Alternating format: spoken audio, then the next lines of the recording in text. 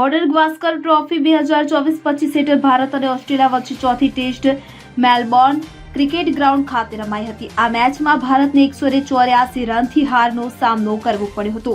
મેચમાં ભારતને જીતવા માટે 340 રનનો ટાર્ગેટ હતો, પરંતુ ટીમ માત્ર 155 રન જ સુધી જ ઓલ આઉટ થઈ ગઈ હતી. આ હારને કારણે ભારતીય ટીમ હવે સિરીઝમાં 1-2 થી પાછળ છે. ભારત તરફથી યશસ્વી જયસ્વાલે 84 રનની ઇનિંગ રમી હતી, પરંતુ થર્ડ એમ્પાયરના ખરાબ નિર્ણયને તેની ઇનિંગનો અંત લાવી દીધો હતો.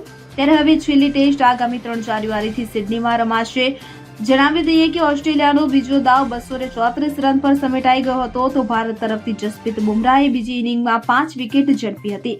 આ પહેલા ભારતીય ટીમે તેની પહેલી ઇનિંગમાં 369 રન બનાવ્યા હતા. ભારત તરફથી નીતિશ કુમાર રેડ્ડીએ 114 રનનું યોગદાન આપ્યું હતું. ત્યારે આ મેચની પ્રથમ ઇનિંગમાં ઓસ્ટ્રેલિયન ટીમ 474 રનમાં સમેટાઈ ગઈ હતી, એટલે કે પ્રથમ દાવના આધારે ઓસ્ટ્રેલિયાને 105 રનની લીડ મળી હતી. Bureau report CN24 news.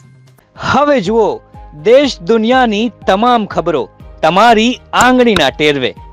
ઉઠાવો મોબાઈલ અને Google Play Store પરથી ડાઉનલોડ કરો અમારી CN24 ન્યૂઝ મોબાઈલ એપ.